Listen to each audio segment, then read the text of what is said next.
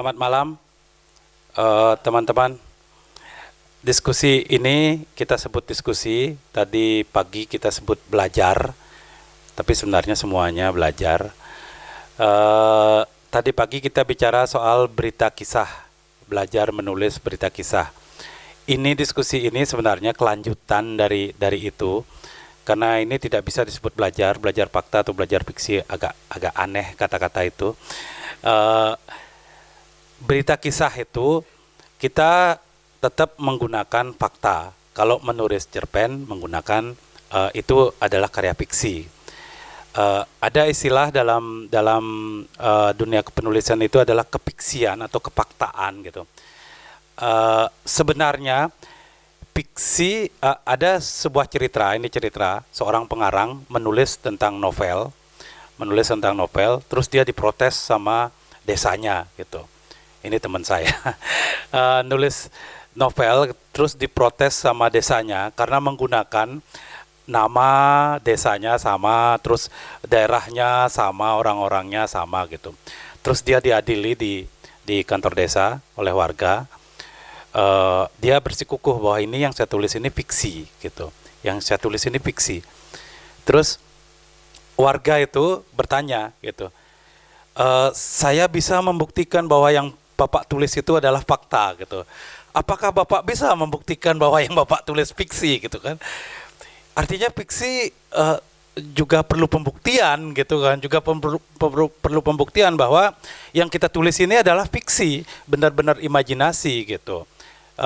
Artinya kalau kita menulis karya sastra yang berbasis pada fiksi, ada rumus-rumus kefiksian di situ gitu, rumus-rumus bahwa itu memang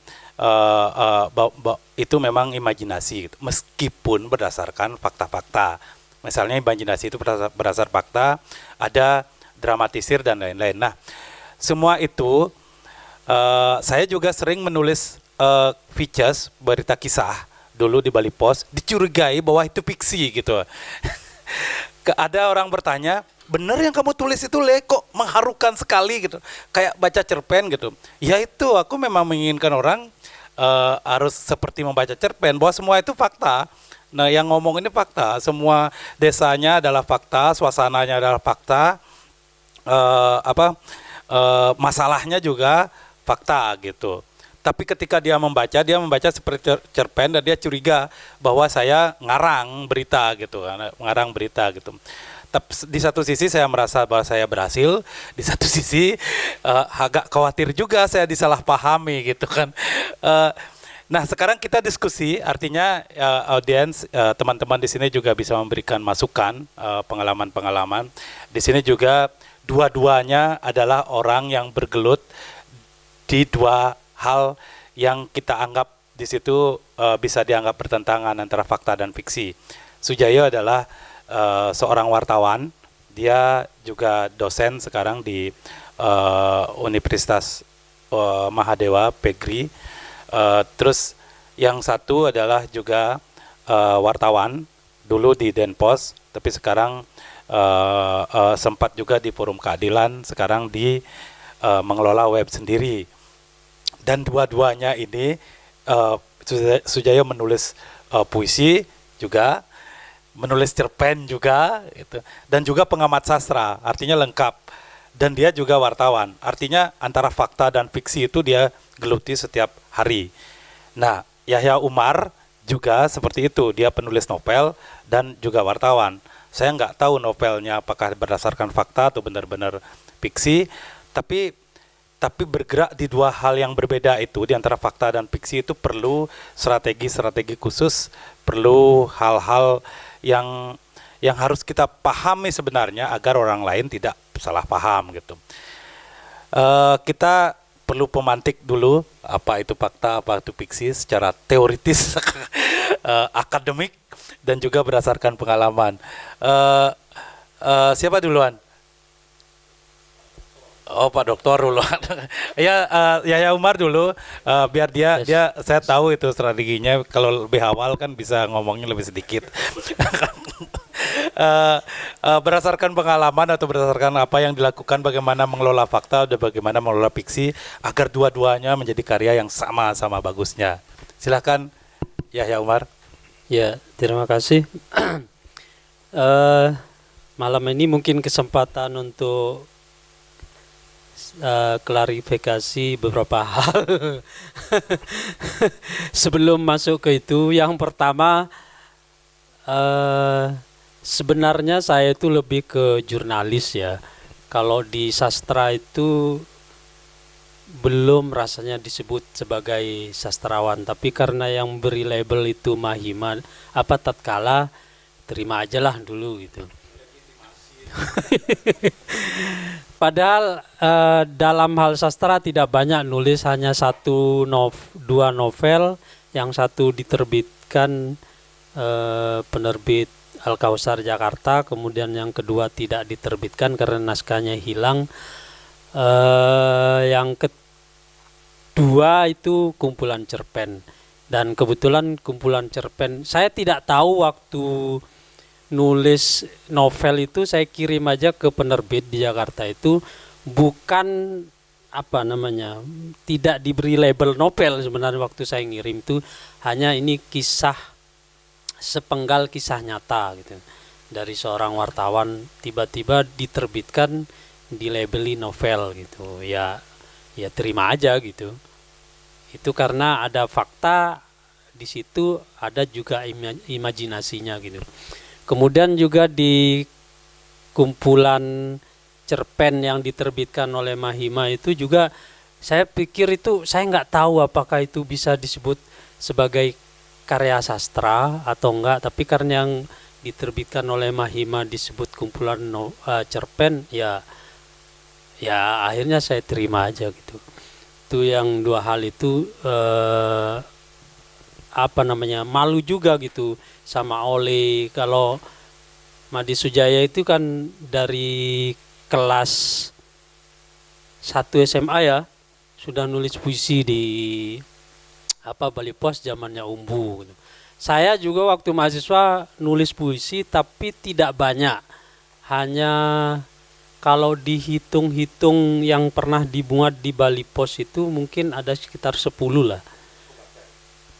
Dan zaman itu kan kalau di Umbu itu ada kelas pemula, kelas madya. Kelas pemula itu kompetisi pawai ya, masuk ke kompetisi, baru ke pos budaya, pos bud.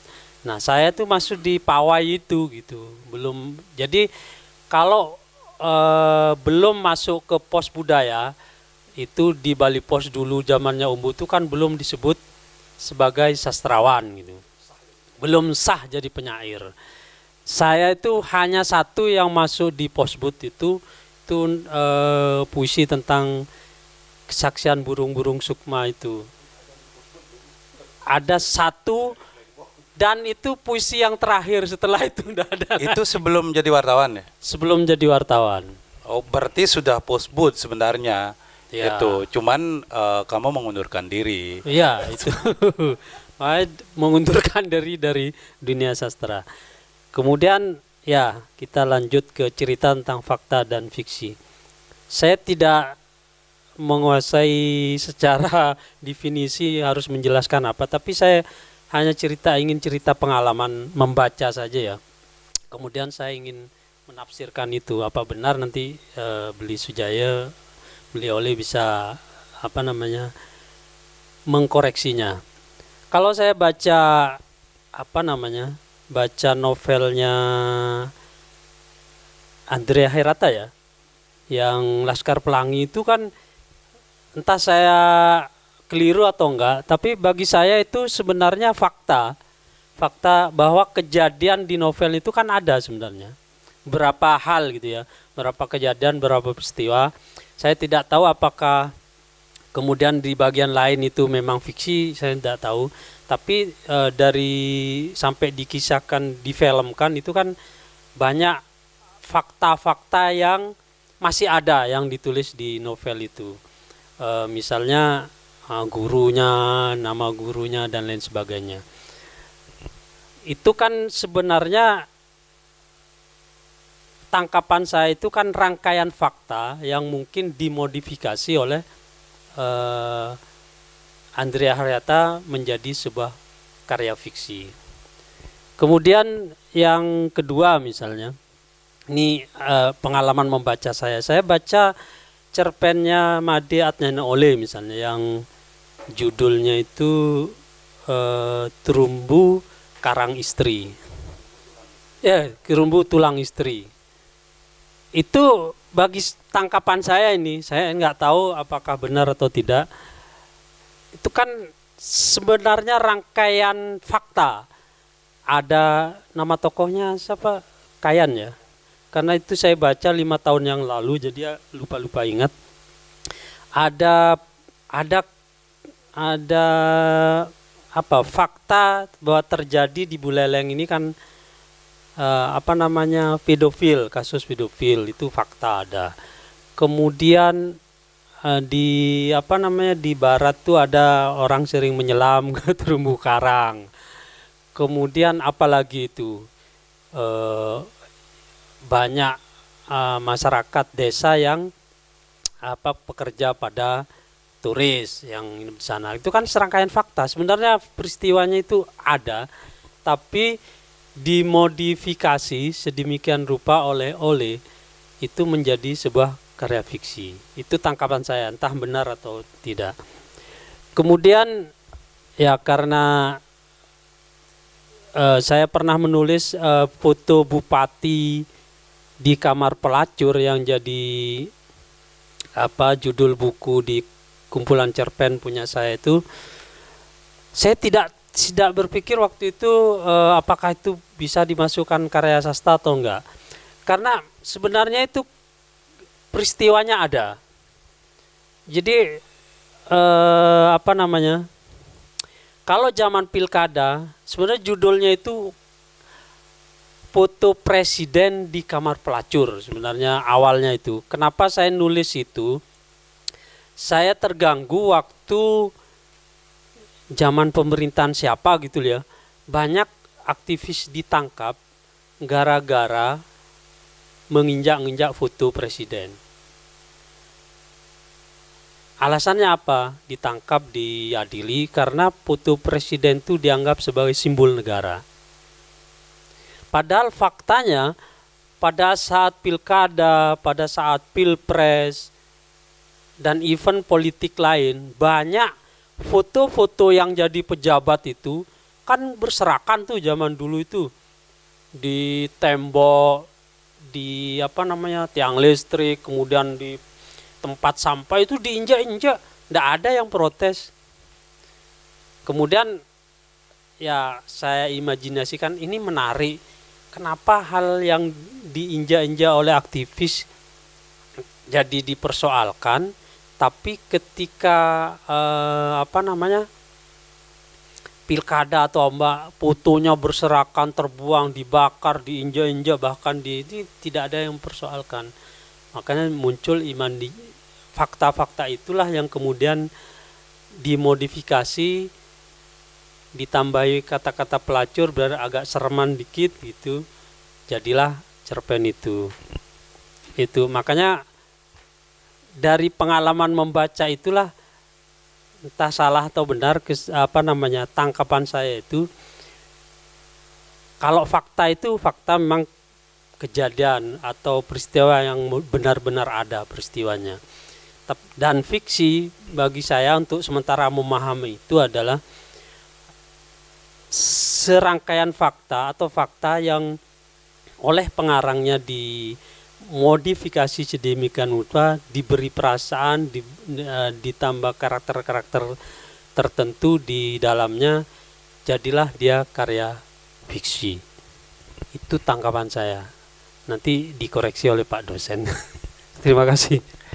Terima kasih. Ya, itu pengalaman dari Yahya Umar. Dia tetap yang dia tulis adalah cerpen sebenarnya, tapi dia aja yang merasa bukan apa-apa, tapi sebenarnya apa-apa. Sekarang kita mendengarkan dari Sujaya. dia memang mengamati sebagai pengamat sastra, dia bisa mendedahkan itu atau memilah-milah itu, dan sebenarnya ada batasannya itu seperti apa gitu. Secara teoritis itu ada sebenarnya ada batasannya. Meskipun misalnya fiksi kita berasal dari fakta, tapi kefiksiannya itu tetap akan tampak, tetap bekerja gitu.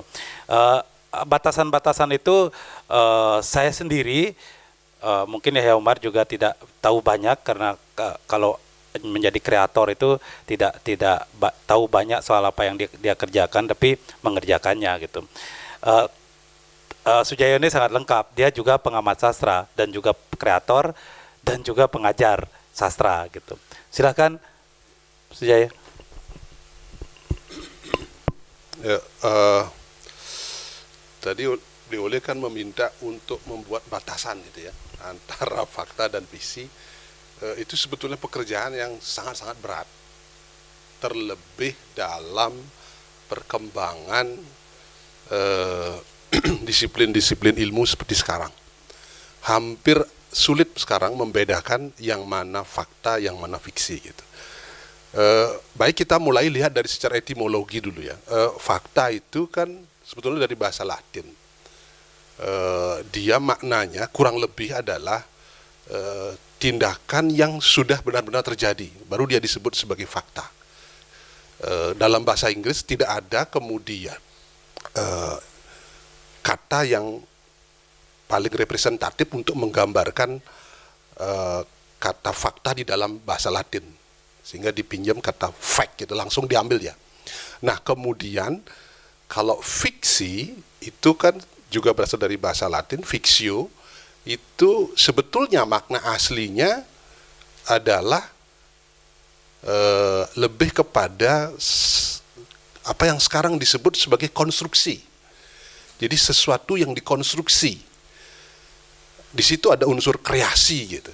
Maka fiksi itu sebetulnya tidak bisa dia disamakan dengan apa yang kita pahami selama ini secara awam sebagai hayalan gitu. Kan sering sekali fiksi itu dekat sekali dengan pemahaman bahwa itu hayalan. Lalu kalau fakta ini sesuatu yang benar-benar terjadi gitu ya. Nah, semua itu entah fakta ataupun fiksi itu kan dia wujudnya itu mencapai wujudnya itu melalui bahasa. Bahasa menjadi satu-satunya alat gitu. Sesuatu itu menjadi bisa kita maknai itu karena melalui bahasa. Dan bahasa sendiri adalah sesuatu yang bersifat arbitrer. Arbitrer itu artinya apa? Dia mana suka gitu. Kebetulan saja pada satu rentang waktu tertentu itulah yang disepakati gitu. Itulah yang disepakati oleh para ahli bahasa, para penutur, sehingga kemudian muncullah simbol-simbol apa yang kita sebut sebagai bahasa itu. Jadi sebetulnya fakta itu dalam pengertian sebagai yang benar-benar terjadi itu hanya hadir secara sungguh-sungguh sebagai fakta itu kalau dia dialami gitu. Tapi begitu dia direpresentasikan ke dalam bahasa, dia sudah dipengaruhi oleh berbagai macam faktor-faktor di luar itu gitu. Persepsi si penulis, pilihan-pilihan politik, pilihan-pilihan ideologis gitu. Jadi begitu dia dituliskan, dia sudah tidak lagi sepenuhnya sebetulnya fakta dalam pengertian yang benar-benar terjadi. Itu sudah masuk sudut pandang dari orang itu gitu. Makanya ada pemahaman sejarah itu tidak pernah berakhir gitu. Jadi apa yang kita sudah lakukan beberapa menit yang lalu itu kan sudah jadi sejarah dia.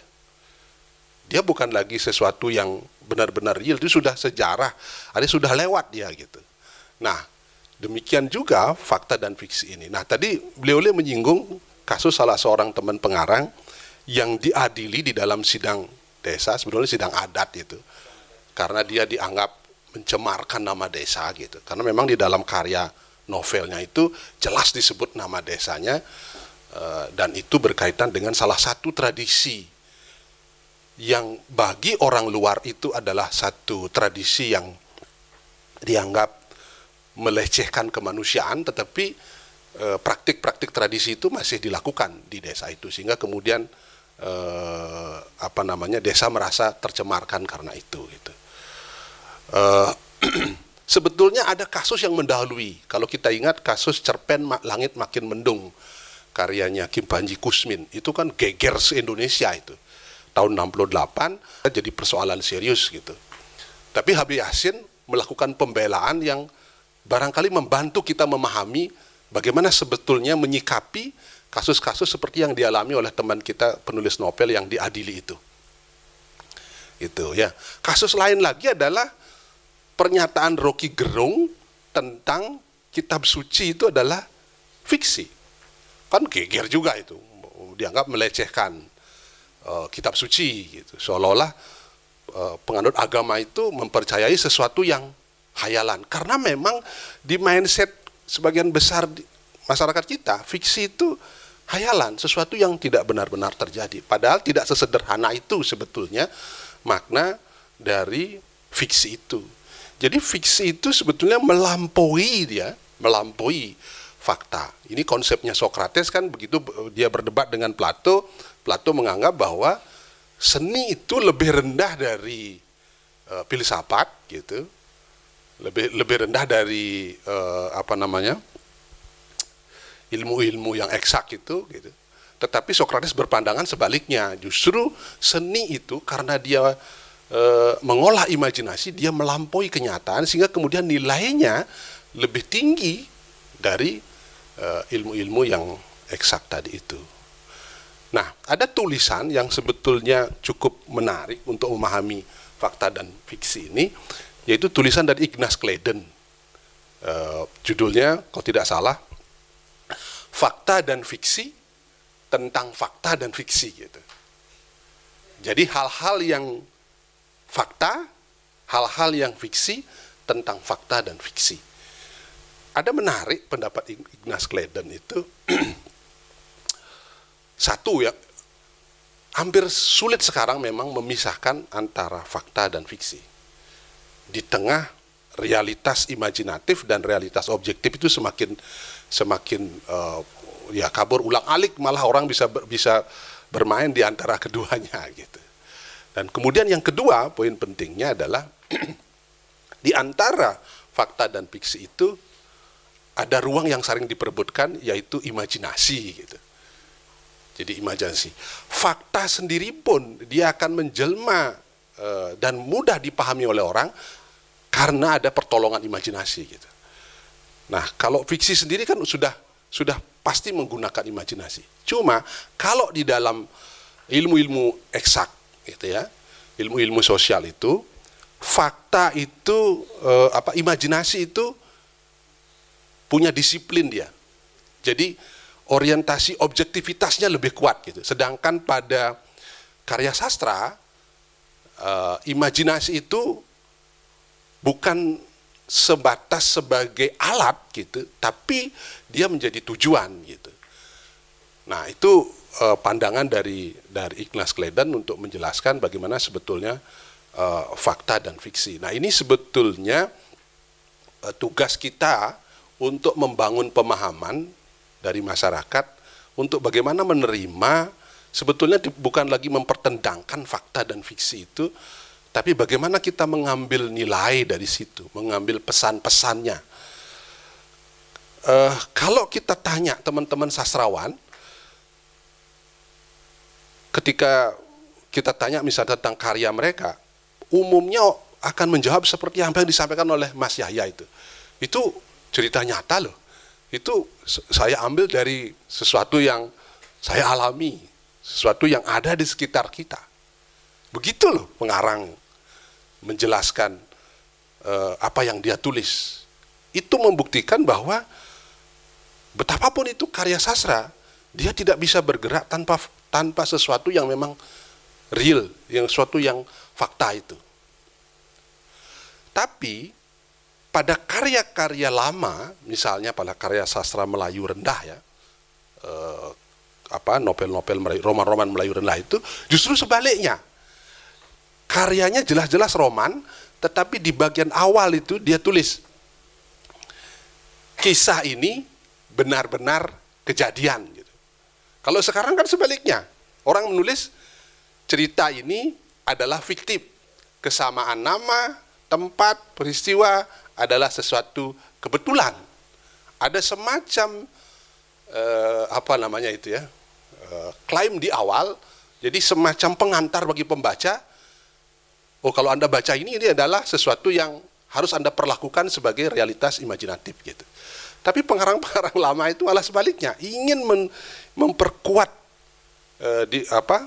pembacaan bahwa ini adalah sesuatu yang benar-benar terjadi. Padahal itu kita yakini sudah diramu gitu ya, dengan kemampuan imajinatif yang dimiliki oleh si pengarang gitu ya.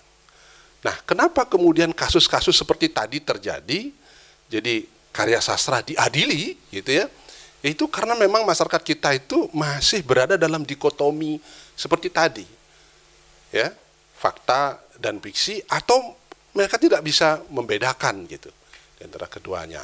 Berbeda misalnya pada masyarakat Barat sudah jelas, kalau ini film bagi dia itu sesuatu yang harus diperlakukan sebagai realitas imajinatif. Jadi ada kesiapan mental dari penonton, audiens terhadap karya itu gitu. Kalau di kita kan itu agak kabur gitu ya, agak kabur sehingga kemudian orang memperlakukan karya fiksi itu sama seperti membaca berita, karena memang di timur itu batas itu tidak jelas. Kalau di barat sastra itu spesifik pada karya-karya imajinatif, karya-karya fiksi.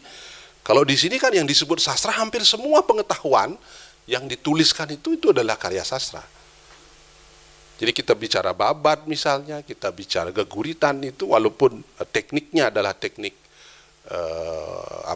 teknik puisi, teknik gancaran misalnya, tetapi bagi masyarakat itu adalah sesuatu yang bernilai fakta. Nah, itu saya kira soal bagaimana fakta dan fiksi ini semakin sulit dibedakan, dan kasus-kasus seperti yang dialami oleh teman pengarang itu masih akan terjadi kalau memang tingkat edukasi masyarakat dalam literasi ini masih belum tumbuh dengan baik. Itu akan terus terjadi. Tapi kalau masyarakat literasinya sudah bagus, gitu ya, sudah siap menerima segala macam karya dengan berbagai macam variannya itu, saya kira orang akan lebih siap untuk menerima karya-karya dalam bentuk apapun, orang akan bisa menghadapinya secara dewasa gitu. Saya kira begitu.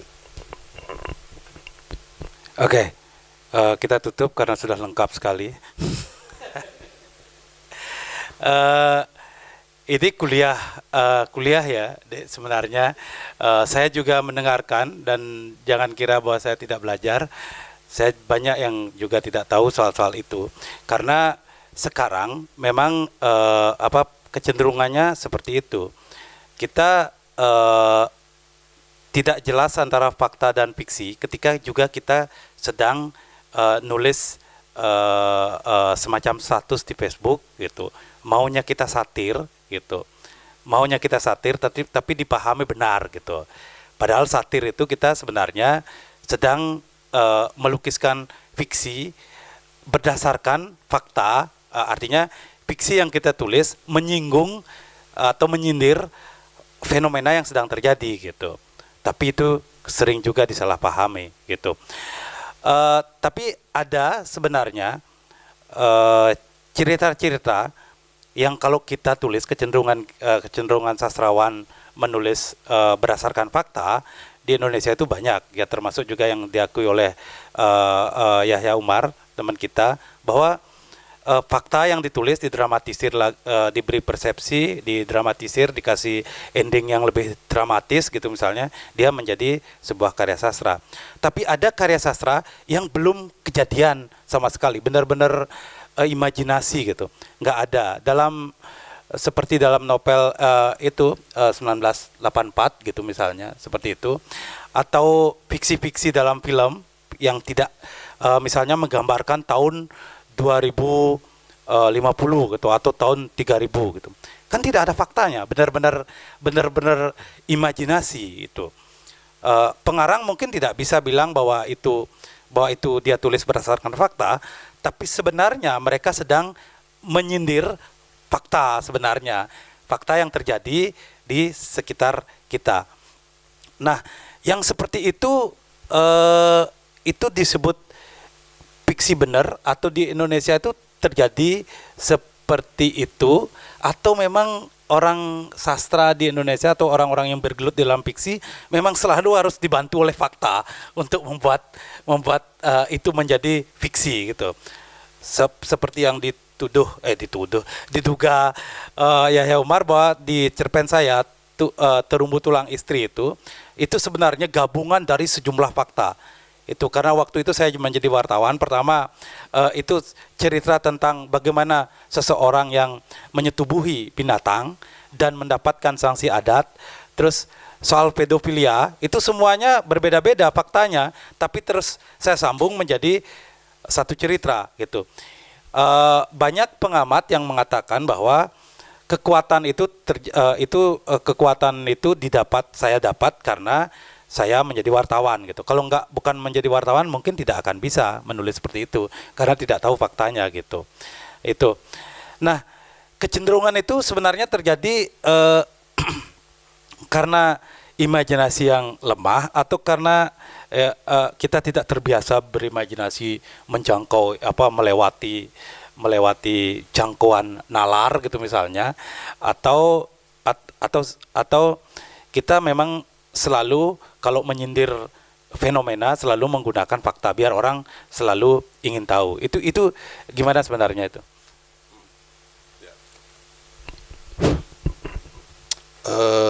Begini, ada ungkapan pernyataan sastrawan itu, pernyataan pengarang tidak selalu harus diamini gitu. Kalau dia begitu lihai membohongi kita, jadi kemampuan seorang sastrawan itu kan diukur dari suksesnya dia membohongi pembaca gitu. Semakin bohong, dia dianggap semakin lihai. Nah, kalau omongan Yahya Umar yang menyebut karya-karyanya itu berdasarkan fakta, boleh dong kita pantas ragukan gitu, ya kan? Jadi tidak bisa ditelan mentah-mentah omongan pengarang. Sama sebenarnya Oleh mengatakan itu berdasarkan fakta gitu. Belum tentu juga seperti itu. Atau bisa juga sebaliknya, itu tidak ada loh. Itu sesuatu yang benar-benar lahir dari imajinasi saya. Tapi begini, sebuah karya menurut saya bagaimanapun imajinatifnya, itu pasti ada fakta, itu pasti ada fakta yang mengawali gitu. Dan pembaca pun bisa memahami karya itu karena dia punya referensi fakta. Tanpa fakta itu tidak bisa orang memahami karya itu. Jadi ada wilayah yang memang harus membuat gelombang antara si pengarang dengan si pembaca itu tersambung gitu. Itulah dia fakta. Berupa pengalaman yang sama gitu. Bacaan yang sama misalnya. Sehingga kemudian dia jadi paham. Kalau tidak bisa. Nah, tadi disebut kasus novelnya George Orwell itu 1984 itu. Itu kan dibuat tahun 60, tapi dia sudah menceritakan peristiwa tahun 1984. Pada saat novel itu muncul, orang berpikir karya ini bersifat futuristik, jadi meramalkan masa depan. Sehingga orang kemudian yang masih hidup pada periode itu dan membaca karya itu mencoba mencari-cari, kira-kira benar nggak peristiwa yang digambarkan di dalam novel itu terjadi pada saat sekarang. Tidak ada. Tetapi pengarang menulis 1984 itu tidak dari ruang kosong gitu. Dia punya residu fakta gitu dari berbagai macam pengalaman yang dia dia miliki, dia rasakan, dia baca, itulah kemudian endapan-endapan itu melalui kontemplasi yang dia lakukan, lahirlah karya imajinatif seperti itu. Jadi nyaris tidak ada karya menurut dalam pemahaman saya yang tidak berdasarkan fakta. Dengan dalam pengertian fakta itu kita maknai tidak sekadar sebagai satu tindakan yang kejadian gitu. Tindakan yang benar-benar terjadi. Fakta itu kan bisa macam-macam itu. Ya, pengalaman membaca itu juga bagian dari fakta yang mengendap di dalam bawah sadar pengarang dan kemudian itu terakumulasi ke dalam proses kreatif dia berkarya gitu. Itu kira-kira boleh. Oke, biar nggak terlalu berat, terlalu berat karena ternyata kita lebih banyak bicara soal sastra, padahal kita sebenarnya ingin memadukan atau melihat-lihat, karena kalau kita ini kan masih kita tetap bicara soal berita kisah, bicara soal jurnalisme dan sastra itu. Jurnalisme orang bilang itu menggunakan fakta, itu tidak boleh ada fiksi di dalamnya gitu, tidak boleh ada fiksi. Nah kalau nulis cerpen itu fiksi gitu, artinya tidak, meskipun berdasarkan fakta kita tetap menganggap itu fiksi gitu. Masih dalam tatanan itu ya, biar ada pengertian gitu. Karena dari tadi kita lebih banyak ngomongin sastra karena ternyata yang lebih bermasalah itu fiksi ketimbang fakta. Yang lebih bermasalah itu fiksi. Nah di zaman sekarang ada anggapan bahwa fiksi itu sebenarnya lebih logik, lebih punya logika, lebih logik ketimbang fakta. Banyak di fakta, berita-berita kita mengerti, artinya logikanya nggak ada kok bisa terjadi seperti itu ya dalam berita. Padahal itu fakta, kenyataan gitu. Ada orang yang tiba-tiba berpikir hanya dengan batu bisa mengobati gitu kan, itu sebenarnya dan itu ditulis sebagai fakta, tapi kita sebenarnya nggak percaya itu benar nggak itu kan, itu fakta atau fiksi gitu kan, semacam itu. Nah tidak ada alasan sama sekali orang percaya gitu. Dan di berita kalau seorang wartawan tidak perlu mencari logika, tidak perlu mencari jawaban kenapa itu bisa dipercaya. Kita hanya cukup menyampaikan faktanya seperti ini gitu. Tapi kalau kita menulis fiksi, menulis cerita, kita berkutat pada logika gitu. Orang harus kenapa dia percaya? Kita mencarikan logika untuk membuat dia lebih percaya gitu. Nah, sekarang pertanyaannya kepada Yahya Umar lebih ke praktis gitu. Sebagai wartawan dalam bekerja dan menulis novel atau menulis cerpen, itu ada nggak bedanya? Bagaimana kita bisa menghindar ketika menulis cerpen, kita menghindar menghindar dari cara menulis tuntutan-tuntutan dalam kita menulis karya jurnalistik. Dan dalam setiap menulis karya jurnalistik, ada nggak yang dihindari kita? Oh, ada nggak godaan untuk membuat lebih dramatis, terus kita karang sedikit aja gitu. Ada nggak seperti itu? Kita silakan ya Umar untuk bercerita. Ya cerita aja nih. Ya karena saya ini kan sebenarnya enggak ada hubungannya ya. Ada hubungan apa enggak ya wartawan politik dengan sastra? Cerpen-cerpennya Yahya Umar ini, foto bupati di kamar pelacur itu sebenarnya menyindir soal-soal politik, dan orang mengira itu fakta ketika buku itu dikasih ke bupati gitu. Bupati itu, ini siapa yang ditulis? Aku yang ditulis ya. Bisa seperti itu, karena sudah langsung pikirannya sudah langsung bahwa ini fakta. Artinya cerpen pun bisa membuat orang politik menjadi keder gitu, menjadi cemas, was-was gitu, karena cerpen, apalagi berita gitu. Itu ada hubungannya ya Umar. Silahkan lanjutkan. Ya, celetukannya. Ya kalau pengalaman saya selama jadi wartawan, memang ketika kita ada tingkat kesulitan tertentu. Kalau nulis berita udah jelas ya berdasarkan fakta. Dan di apa namanya? Dalam wartawan politik itu ada istilah pelintiran ya. Pernah dengar ya istilah pelintiran itu?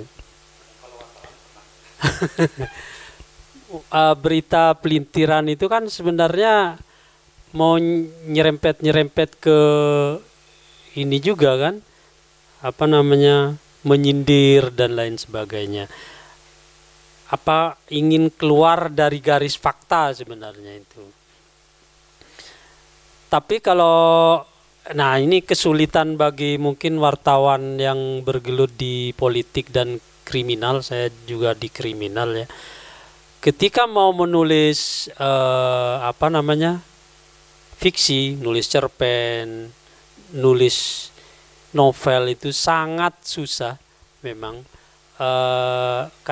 karena mindset kita itu sudah ke news, sudah ke kriminal, sudah ke politik. Jadi agak susah memang memilih diksi, memilih kata-kata yang apa namanya, yang lebih sastrawi, yang lebih puitis, yang lebih indah. Pasti kita terjebak ke kegiatan atau aktivitas sehari-hari dalam menulis. Makanya di cerpen-cerpen saya itu mungkin mirip seperti berita gitu kan, seperti salinan, walaupun itu mungkin peristiwanya tidak ada, ketika dituangkan ke dalam karya itu kok mirip berita ini gitu. Karena memang sudah setiap hari itu udah biasa nulis berita, enggak berkelit. Makanya kalau meminjam istilah sastrawan siapa dulu pernah bilang, Pak Hardiman, Pak Hardiman pernah bilang, kalau pingin karya sastra itu bagus, memang harus melalui proses pelacian. Proses pelacian itu artinya ketika kita nulis sastra itu diendapkan dulu, dilacikan dulu. Ditaruh dulu dalam laci, berapa hari kemudian kita baca lagi. Loh, kok karya saya seperti berita ini? Kita ulang lagi. Itulah yang, tapi ya karena kita terbatas ya, imajinasi kita itu, hal-hal yang menjadi kebiasaan kita itu sangat sulit dilepaskan. Karena saya wartawan, yaitu beritanya itu banyak kata-kata yang biasa kita gunakan di wartawan itu masuk di situ. Makanya saya tidak pernah berhasil jadi sastrawan gitu. Karena susahnya melepaskan diri dari kehidupan sehari-hari. Judul-judul cerpennya masih berbau judul berita gitu. Iya kan? Apa contohnya ya?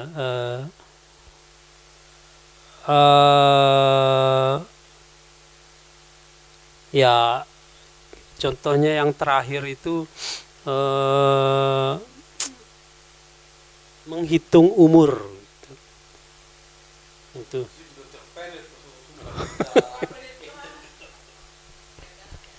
Menghitung umur. Ada di beberapa cerpen itu saya lupa yang memang ada kata sadisnya, ada kata ini, itu kan yang biasa kita gunakan di berita kriminal gitu.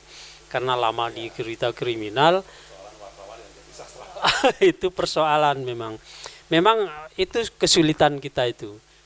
Makanya perlu banyak mendengarkan petuah dari sastrawan, dari pengamat sastra gitu, sehingga kita tergugah lagi, oh ya di sini letaknya kesalahan kita itu. Saya kira itu mungkin Pak Madi Sujaya yang lebih ini. Anda ngasih Sujaya dulu bicara soal gini, Yang persoalannya Yahya Umar itu kan berbeda. Yahya Umar itu sebenarnya dia suntuk sekali menjadi wartawan gitu dan melupakan sastra gitu. Dan setelah pensiun baru menulis, enggak, ini persoalan-persoalan yang harus dipelajari. Ya, harus, terus padahal sebelumnya saya tahu bahwa Yahya Umar itu karyanya sebelum dia menjadi wartawan justru bagus. Aku pernah baca itu kan waktu dia masih mahasiswa di Undiksa. Nah, Sujayo mungkin kasusnya berbeda. Dia menjadi wartawan tapi tetap juga menulis karya sastra dan pasti juga tetap membaca karya sastra. Artinya dalam kehidupan sehari-hari, dua hal itu digeluti secara bersamaan gitu, secara bersamaan terus-menerus gitu. Dan banyak ya, sastrawan dan wartawan seperti itu. Artinya pengalaman Yahya Umar tuh sama nggak dengan Sujayo atau ada tips-tips untuk kalau kita nulis berita ini yang harus kita hindari, bahasanya seperti ini. Terus kalau menulis karya fiksi ini yang harus kita lakukan gitu. Seperti itulah, lebih sifatnya tips.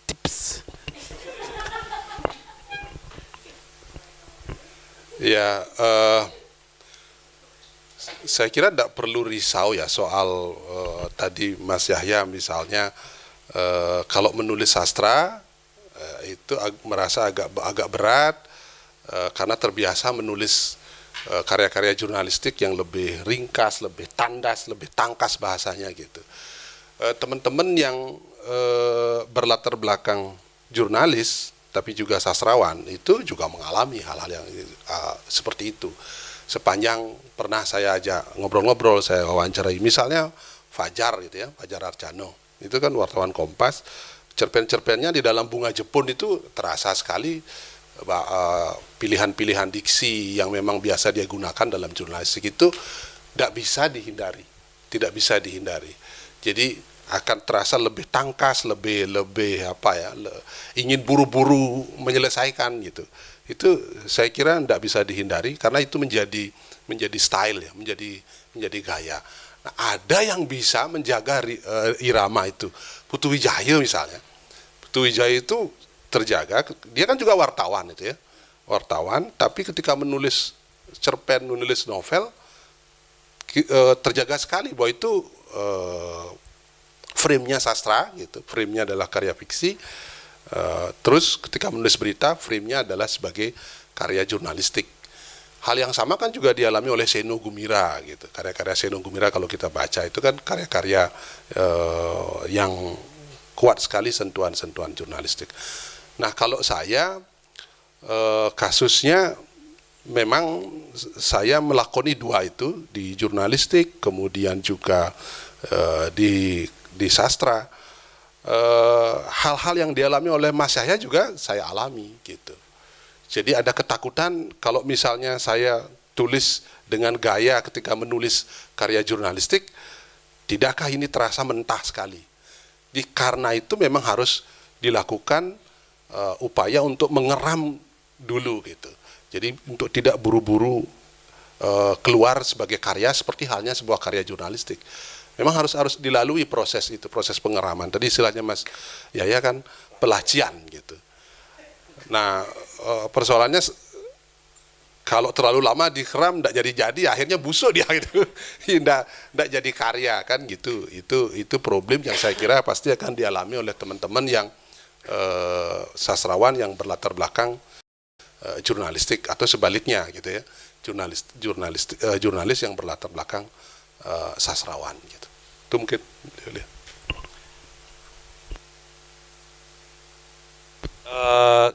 biar lebih ramai, mungkin teman-teman sudah ada nih dari Persma juga sudah ada, mungkin ada pertanyaan. Artinya tidak takut, ini ada Persma meskipun nama UKM-nya jurnalistik, tapi ada yang menekuni sastra, juga menulis cerpen gitu. Artinya ilmu ini penting untuk diketahui biar kita bisa menjaga, tahulah apa yang kita kerjakan itu.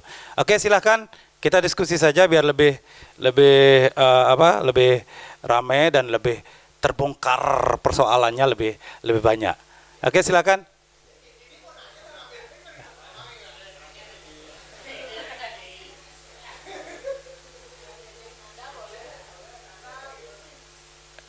Oke, Gede bisa deh langsung.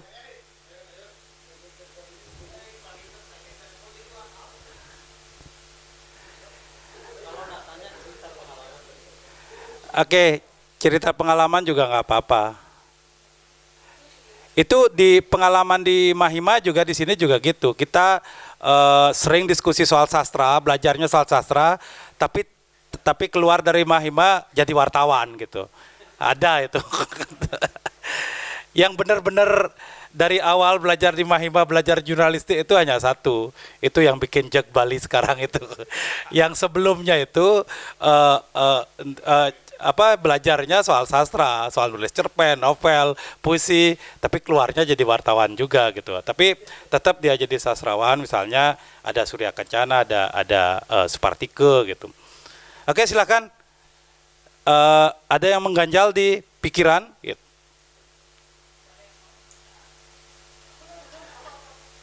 Ya, silakan.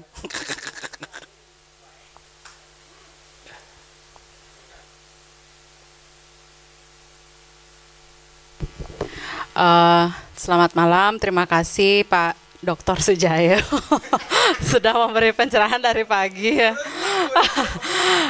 Juga Pak Yahya Umar. Enggak.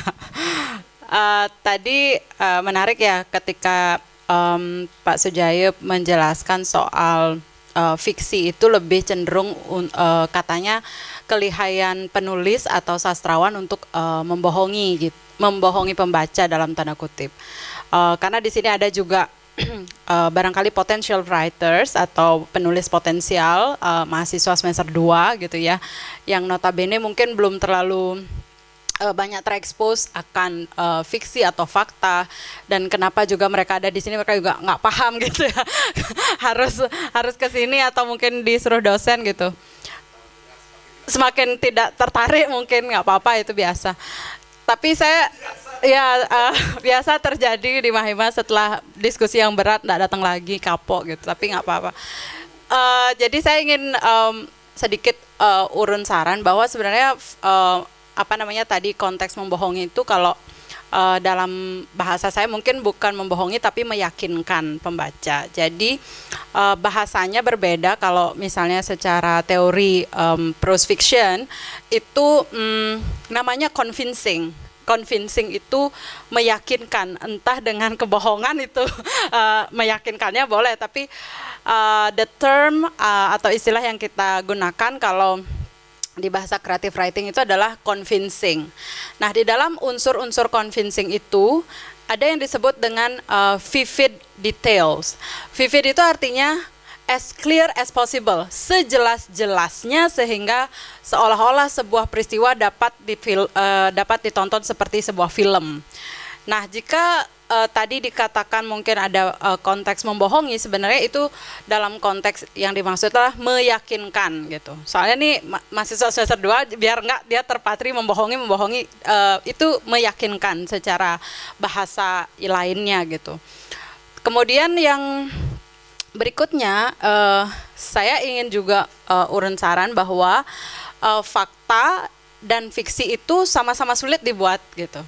Fakta itu tadi kutipannya tadi siang ya, saya catat fakta itu fana, tapi fiksi adalah abadi gitu ya. Terus saya tambahkan di sini, kenyataan adalah fana, imajinasi adalah abadi. Tapi menulis keduanya itu sama-sama sulit gitu, sama-sama kenyataan yang membutuhkan disiplin gitu. Nah, saya mungkin kalau bisa dibilang adalah penulis fiksi yang juga penulis fakta, dan bahkan sekarang faktanya harus menulis artikel Scopus gitu, misalnya itu fakta yang benar-benar harus dihadapi. Tetapi kesadaran yang harus dibangun untuk adik-adik yang baru belajar menulis adalah mengapa kita harus menulisnya gitu. Jadi kesadaran menulis fakta atau fiksi itu harus dimulai dari why. Jadi the why factor itu yang harus besar dulu sebelum bisa menulis fakta atau fiksi. Sehingga tadi saya juga bertanya kenapa kalian hadir di sini, jangan hanya untuk alasan dosennya yang mengutus, tetapi kamu harus betul-betul menemukan why factor itu lebih besar daripada suruhan dosen gitu. Karena terus terang ya 2 jam itu investasi yang cukup berharga gitu ya. Jadi kalau kalian merasa di sini nggak dapat apa-apa itu rugi sekali gitu loh.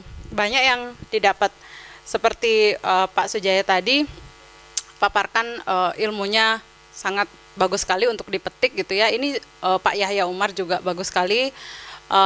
Jadi kita sendiri harus menemukan why-nya itu ya sebelum bisa mempelajari fakta atau fiksi. Karena itu seperti kayak fenomena gunung es. Sekarang baru 1 jam belajar, tapi sebenarnya yang tidak tampak itu sebenarnya adalah lautan pertanyaan yang lain gitu sih menurut saya. Gitu aja. Silakan yang lain. Oke, yang lain deh. Ini doktor juga, doktor kajian budaya, kandidat doktor. Suami kandidat doktor. Suami doktor, calon suami doktor. Suami. Kebalik. Iya, kebalik ya. Protes.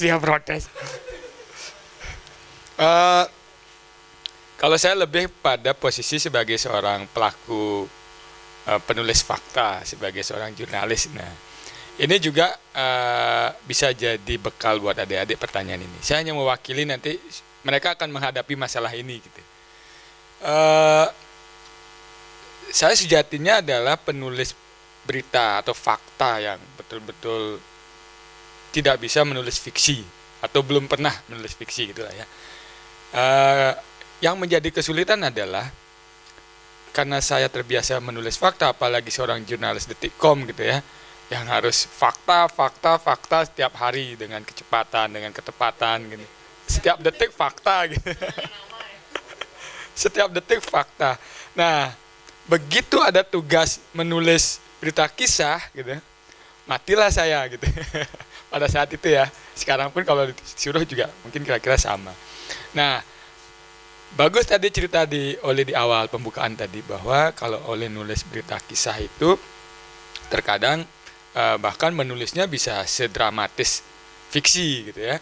Bahkan orang membacanya terhanyut di situ sampai seolah-olah merasakan itu fiksi gitu. Nah, saya selaku seorang jurnalis yang bergelut dengan fakta setiap hari, begitu menulis berita kisah itu stresnya bisa seminggu itu. Karena tidak bisa menulis seindah seperti berita kisah yang mungkin saya baca punya Ole misalnya, atau punya teman Benny Kompas gitu yang sering saya baca berita kisahnya gitu. Nah, bagaimana caranya buat teman-teman untuk bisa orang yang bergelut di dunia fakta sebagai seorang jurnalis kemudian menulis berita kisah supaya karyanya bisa seperti teman Sujaya, Mas Yum dan juga Ole. Mungkin kasih tips trik buat para penonton atau para calon jurnalis gitu ya. Para jurnalis atau calon jurnalis nanti ke depan. Nah, itu aja. Terima kasih. Oke. Mungkin nyambung ya. Silakan. Ya, saya mewakili. Saya wartawan Kompas dan akhirnya terjebak di Tatkala gitu dan Mahima gitu. Akhirnya outputnya adalah menjadi dokumenter. Sekarang bersama teman-teman. Ya pernah gagal di Denpos lah. Nggak lulus Pak, tapi pas mau tanda tangan nggak jadi tanda tangan gitu, pulang aja nggak tanda tangan gitu. Ya sama Gus Hendra itu dimarahin habis-habisan sama dia. Oke. Gini Blip, saya sih lebih menanyakan kepada jaga ritme kayak gimana. Karena saya merasakan ketika kami beberapa teman-teman wartawan di Buleleng ada 4 orang yang akhirnya menjadi divisi film di Mahima. Ketika bikin film yang pertama sangat terasa sekali newsnya gitu loh. Garapan gambarnya ritmenya cepat gitu loh, main 3 menit, main 3 detik, 5 detik dan lain sebagainya. Mungkin secara menulis kan ada ritme yang jelas gitu. Mengatur bahwa men-switch ini adalah fiksi yang saya tulis dan saya harus satu ritmenya itu gitu. Nah itu ada tekniknya nggak beli gitu? Karena kalau saya sendiri di gambar kadang-kadang mengalami ketakutan untuk memberikan gambar yang panjang. Mungkin kalau tulisan deskripsi yang agak panjang gitu misalnya, ada ketakutan itu nggak beli itu? Atau bagaimana? Karena kan basicnya di film adalah tulisan dulu gitu. Ketika tulisannya oke gitu, ke filmnya akan menjadi lebih baik gitu sebenarnya gitu.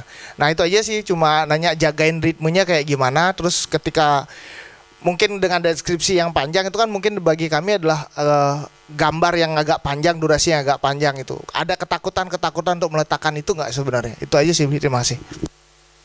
Oke, terima kasih Sonia Gede Swardano dan Cote Kardian Narayana. Langsung saja kalau Gede Swardano tadi sebenarnya kita sudah bicara soal berita kisah pagi tadi, tapi itu untuk mungkin berbeda ya, ngasih tahu berita kisah bagi mahasiswa yang baru belajar dengan ngasih tahu berita kisah kepada wartawan senior gitu. Mungkin berbeda tipsnya gitu. Mungkin berbeda, orang sudah katam sekali soal fakta tapi tiba-tiba sangat kesulitan menulis berita kisah. Ya, itu memang seperti itu dan Kardian mungkin sudah dimengerti pertanyaannya. Silakan. Siapa dulu, Sujaya sama dua-duanya harus menjawab nih biar lebih sip. Oke, silakan. Karena pertanyaannya ini soal berita kisah, itu kan lebih banyak biasanya tatkala bikin berita kisah. Kemudian soal teori itu kan Sujaya. Cuma mungkin kalau saya share itu menjaga ritme ya.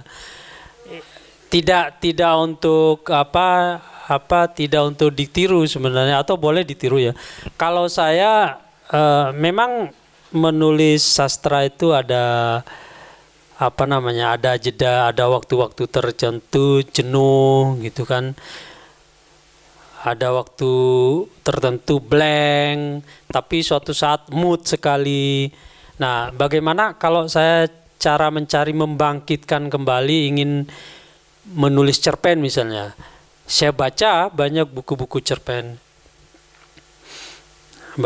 kemudian ingin nulis novel, baca buku-buku novel. Atau kalau dulu di era saya mahasiswa itu kan banyak tuh diskusi sastra itu di kampus 1000 Jendela, di kampus bawah, di mana Gerada Geruduknya Ombu. Nah di situ saya biasanya menjaga agar semangat, agar motivasi untuk menulis sastra itu terus tumbuh, itu menghadiri acara-acara semacam itu. Biasanya terpancing, apalagi dengar cerita, oh saya nulis ini, wah teman nulis gini kok saya nggak bisa. Tapi bisa, orang lain bisa berbeda ya, tidak tidak harus sama seperti yang temannya atau orang lain lakukan gitu, bisa tapi kalau saya begitu sih. Kalau tip bagaimana menulis berita kisah agar cun gitu, ya sama seperti itu. Biasanya ya harus lebih banyak baca-baca berita kisah. Oh ternyata fakta ini, kejadian ini kok menarik ya, setelah kita ambil sisinya dari sisi manusianya, dari sisi latar belakang orangnya dan seterusnya. Memang kesulitannya gitu. Dan yang paling penting tuh kan dicoba deh, dilatih terus menerus. Sama dengan kalau naik sepeda, kita enggak pernah latihan.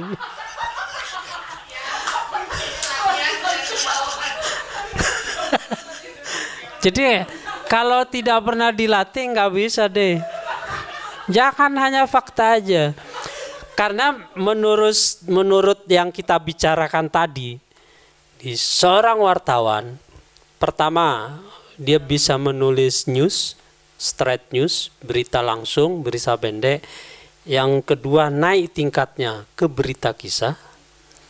Nah kalau sudah berita kisah ini, menurut versi Pak Doktor, Dari berita kisah itulah nanti dikumpulkan jadilah sebuah buku.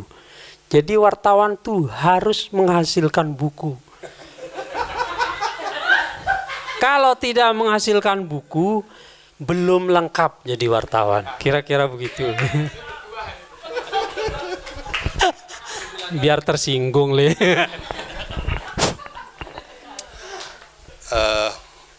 Ya, saya menarik pernyataan yang gede tadi. Saya terbiasa menulis fakta dan tidak terbiasa menulis fiksi. Setiap detik adalah fakta. Kalau kita renung-renungkan, sebetulnya jauh lebih realistis mengatakan bahwa saya menulis interpretasi saya terhadap fakta gitu. Jadi apa yang kita sebut klaim sebagai fakta itu sebetulnya fakta yang sudah dipilih gitu. Fakta yang sudah difilter itu. Memilih angle itu kan sudah menunjukkan bahwa kita sangat subjektif di situ. Makanya persoalan di jurnalistik, kenapa gede di kantornya diingatkan setiap detik adalah fakta. Fakta adalah suci, karena disadari tidak pernah kita bisa mencapai fakta yang sesungguhnya itu ketika kita sudah menulis gitu. Begitu dia jadi tulisan, oh itu sudah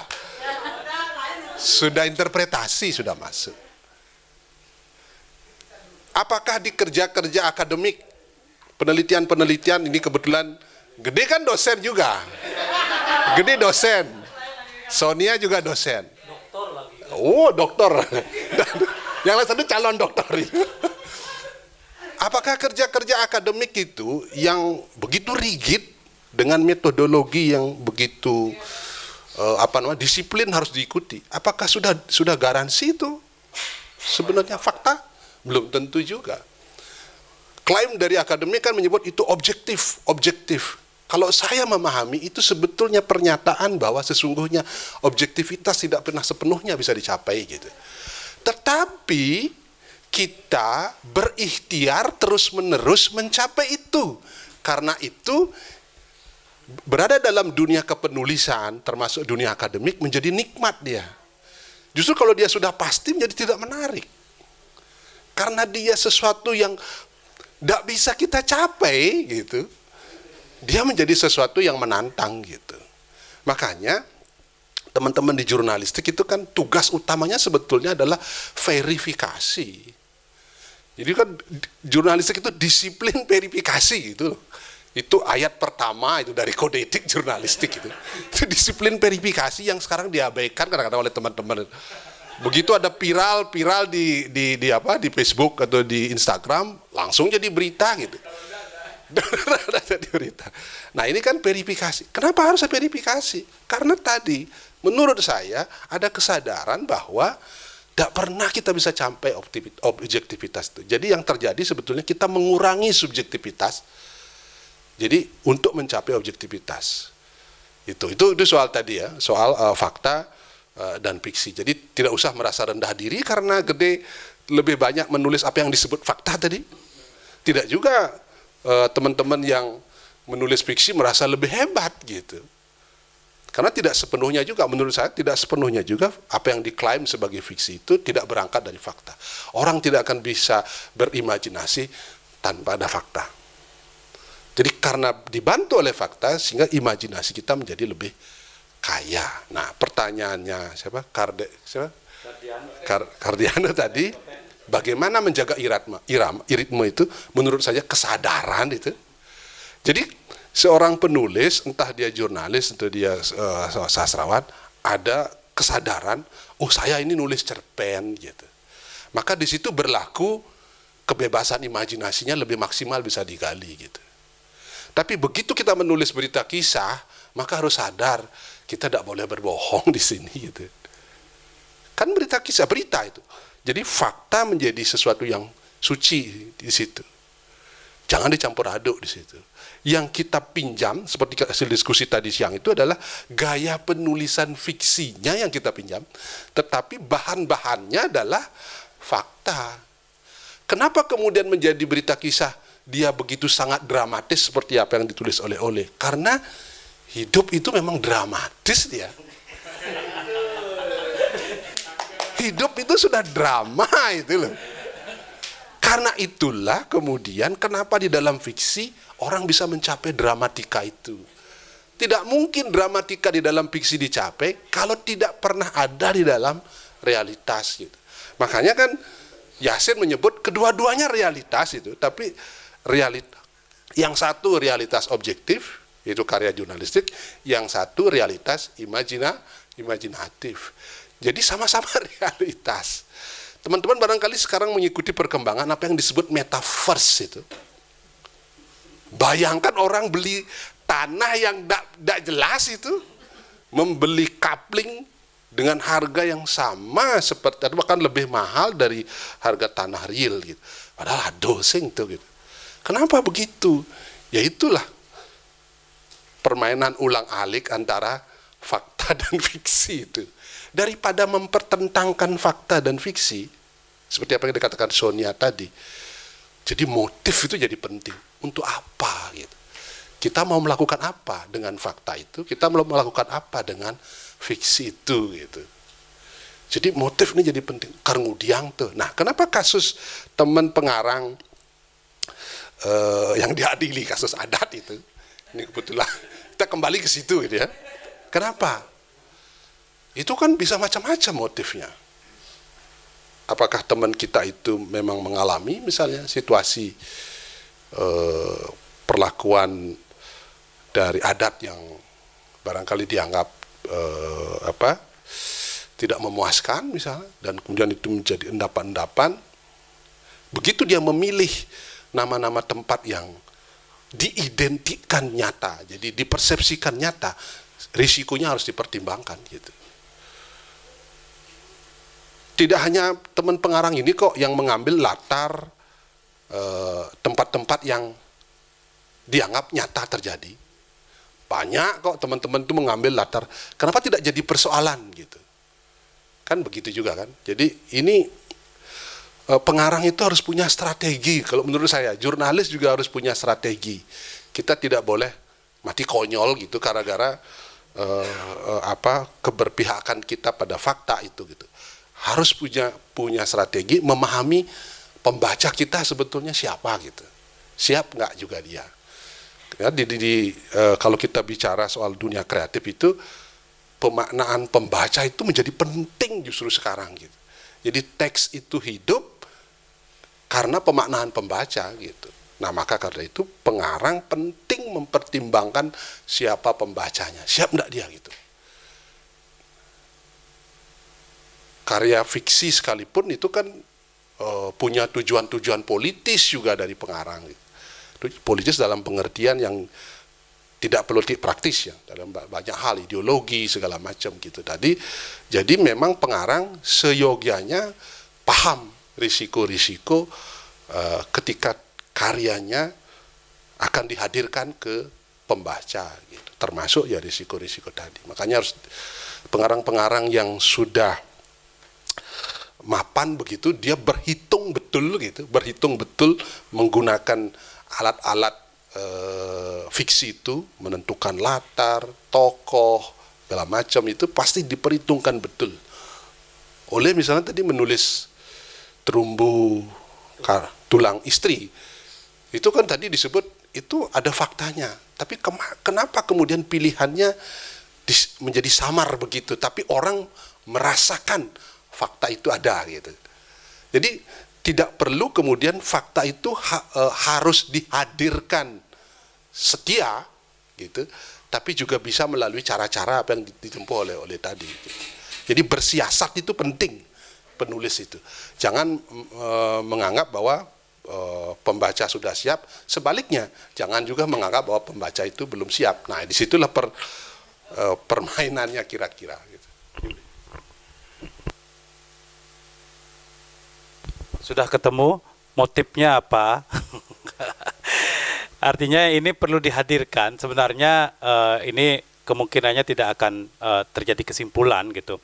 Artinya kita memeriksa kembali apa yang selama ini kita kerjakan gitu. Kalau anak-anak ini melatih kembali melatih pemikirannya untuk menulis, kita teman-teman kita yang sudah jadi wartawan memeriksa kembali apa yang kita lakukan selama ini gitu. Ada sebenarnya misalnya kecelakaan yang tidak ketahui, tiba-tiba di atas gitu di Wonogiri pagi-pagi ditemukan mayat dengan sepeda motor gitu. Siapa yang tahu bagaimana kejadiannya gitu. Tapi berita itu tetap ditulis gitu. Tetap ditulis berdasarkan dugaan-dugaan dari penyidikan polisi gitu. Karena kita percaya bahwa polisi yang bisa memperkirakan itu, kalau kita bisa hanya mengira-ngira, tidak berdasarkan kewenangan dan ilmu-ilmu yang kita pelajari gitu. Dan itu jadi berita, padahal fakta yang tidak diketahui itu mungkin ada sejenis fakta yang tidak diketahui oleh orang sama sekali gitu, kecuali Tuhan lah gitu.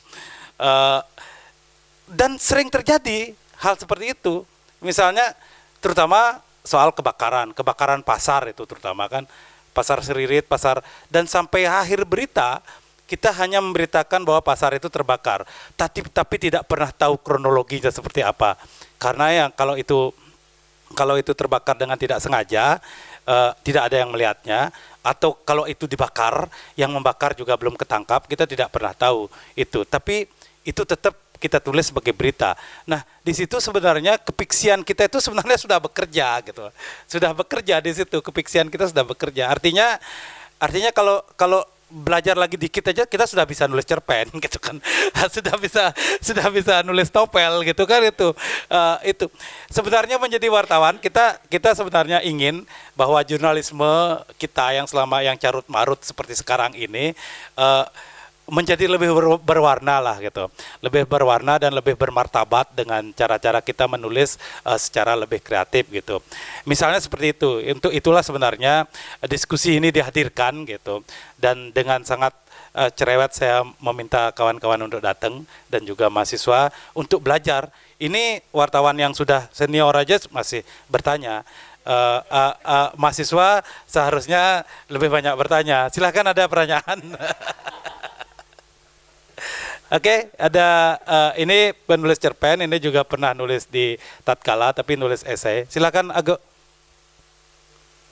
Ini Agus Nopal Ripardi, dia anggota teater kalangan yang dimutasi ke Singaraja karena pekerjaan. Dia sering menulis musik. Silakan Aguk. Cik. Sebenarnya menarik banget diskusi malam ini gitu, walaupun saya sendiri juga belum menemu hal yang konkret tentang apa tuh fiksi dan fakta gitu. Saya merasa sedang berada di dunia yang gimana ini gitu. Pokoknya saya punya keyakinan saya berdiri di tengah-tengah itu gitu. Itu aja gitu. Kemudian sebenarnya sih saya pengen cerita pengalaman membaca aja gitu. Ketika misalnya saya baca kumpulan cerpennya Pak Yahya Umar gitu, yang tentang foto pelacur di kamar bupati gitu. Oh ya, foto bupati di kamar pelacur gitu.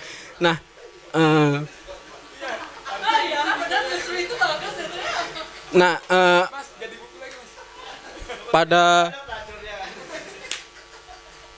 pada kumpulan cerpen itu gitu, selalu aku merasa gitu ketika membaca itu Pak Yahya menempatkan dirinya tetap sebagai wartawan gitu, karena ada satu cerpen yang sangat nyangkut di kepala saya gitu, yang tentang istri seorang pejabat gitu.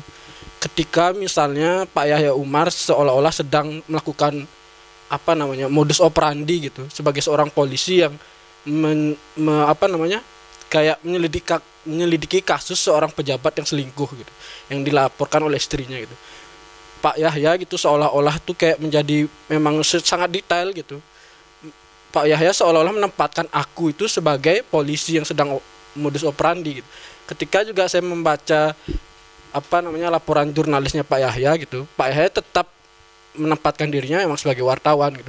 Nah, di sana kefiksian saya seolah-olah ketika Pak Yahya bilang bahwa kumpulan cerpen itu fiksi, saya malah nggak percaya gitu. Oh, masa fiksi? Karena gitu imajinasi saya dan pengalaman saya melihat kasus itu memang ada gitu. Jadi seolah-olah itu fakta bagi saya gitu. Bahkan foto bupati di kamar pelacur juga sangat sangat ada gitu.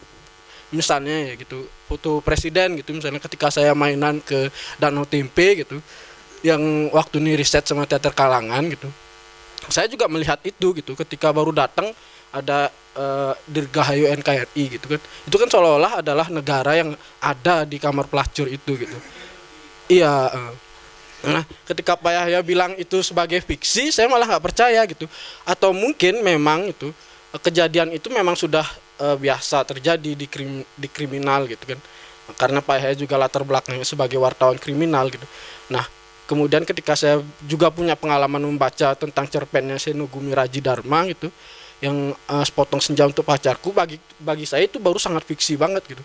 Siapa coba bisa ngantongin matahari gitu misalnya. Mungkin gitu penangkapan saya pada diskusi malam ini gitu, saya misalnya sebagai anak muda gitu kan, sangat merasa terjebak gitu. Memang benar bahwa dulu ketika saya nggak punya pengalaman baca, fiksi itu hayalan gitu. Bahkan saya juga waktu pertama kali keluar mondok, saya menganggap Al-Quran itu fiksi, ini hayalan aja nih gitu. Kemudian itu waktu saya pertama kali keluar pondok pesantren gitu, padahal saya habis mondok loh tuh. Tapi ketika kena pergaulan di kota yang bebas gitu, saya menganggap Al-Quran itu fiksi gitu. Nah, saya mungkin terjebak gitu. Saya merasa terjebak karena beberapa pengalaman-pengalaman fakta yang kayak misalnya Pak Uli tangkap tadi itu saya nggak pernah ketemu gitu, tentang orang yang bersetubuh dengan hewan gitu. Walaupun memang ada ya gitu, mungkin nggak nyampe aja ke kuping saya sebagai anak muda gitu. Karena mungkin saja gitu, gosip-gosip atau fakta-fakta yang yang terjadi di cerpen-cerpennya Pak Uli misalnya, itu tuh mungkin gosip-gosip yang memang ada di skenanya atau di umuran orang tua gitu, mungkin nggak terjadi di saya gitu. Makanya saya menganggap itu tuh, wah ini fiksi banget nih cerita nih gitu. Malah yang saya anggap fakta itu cerpen-cerpennya Pak Yahya Umar gitu. Itu aja sih, saya pengen share itu aja. Ada? Iya, Pak, nanya ada sedikit Pak sama Pak Yahya Umar gitu. Oh iya ya. Ya karena saya juga Ini penasehat masjid Yahya Umar sekarang. merasa. Nah, pertanyaan saya mungkin pada penempatan penulis, mungkin tadi sebenarnya sudah sempat dibahas walaupun sedikit, tapi saya kurang paham banget gitu. Atau Pak Yahya Umar pengen nyeritain lagi lebih detail gitu. Penempatan posisi penulis Pak Yahya Umar ketika menulis jurnalistik dan ketika menulis cerpen gitu. Di mana sebenarnya Pak Yahya Umar posisinya itu ya? Oke, ini menarik. Sebenarnya itu silahkan langsung saja Yahya Umar. Terima kasih Mas Agu. Ya, apa yang disampaikan Mas Agu itu benar semua memang. Dan di kata pengantar cerpen itu juga sudah dijelaskan bahwa kumpulan cerpen itu memang sangat berbau karya jurnalistik. Cuman karena itu untuk melengkapi biar genep berapa itu 10 apa berapa itu cerpen. Yang imajinatif dan itu memang istri seorang politisi itu memang faktanya ada karena saya dulu tugas di DPRD Bali, banyak fakta-fakta atau peristiwa di belakang itu yang tidak saya tulis sebagai berita, dan kalau ditulis sebagai berita juga gak akan turun di koran. Makanya saya ya modifikasi, dan di situ kegagalannya karena memodifikasinya tidak maksimal, jadi bau jurnalistiknya lebih menonjol dibandingkan fiksinya. Dan itu memang sudah dijelaskan di awal di kata pengantar buku itu untuk dimaklumi gitu. Tapi minimal ya wartawan sekelas saya aja bisa menulis cerpen, apalagi yang teman-teman yang sudah senior, yang sudah sastrawan, yang sudah kayak Mas Agu bergiat dari lama di sastra, di teater, mungkin akan lebih bagus lagi kalau menulis cerpen gitu loh. Itu hanya apa namanya ya kerjaan di sela-sela kerja jurnalistik aja karena nggak Posisinya tadi ditanya, posisinya di mana? ya posisinya sebagai ya itu yang saya bilang memang ketika menulis berapa karya itu posisi sebagai kapasitas sebagai jurnalis itu susah dilepaskan. Makanya disitulah kegagalan karya itu sehingga dia tidak tidak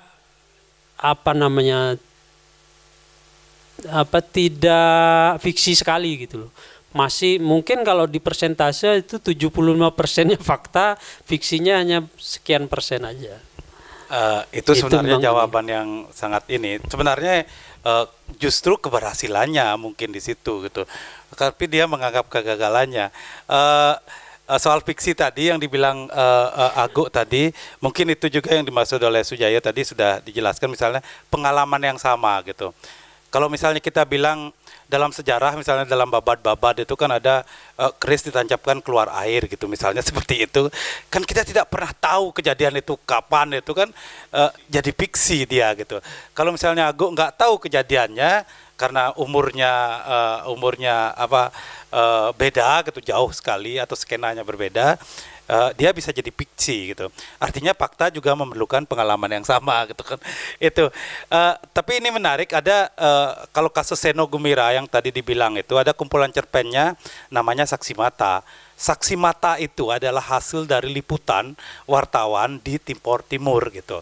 Jadi cerpen yang tidak bisa dimuat di media, tidak bisa dimuat di media yang dia pimpin, itu hasil akhirnya jadi cerpen. Itu juga yang dilakukan oleh Yahya Umar tadi ketika berita yang dia tulis pejabat istri pejabat selingkuh atau pejabat yang selingkuh ya tidak bisa dimuat karena secara jurnalisme tidak bisa dipertanggungjawabkan gitu misalnya, atau tidak punya verifikasi yang baik gitu, atau tidak dapatkan konfirmasi, jadi dia tidak layak menjadi berita itu, dia bisa menjadi cerpen gitu. Makanya Seno waktu itu ketika tidak dimuat karya-karya jurnalistik yang dari Timor Timur waktu itu, dia menjadi cerpen, kumpulan cerpennya Saksi Mata. Terus makanya dia terus menulis esai kumpulan esai yang berjudul Ketika Jurnalisme Dibungkam, Sastra Bicara gitu.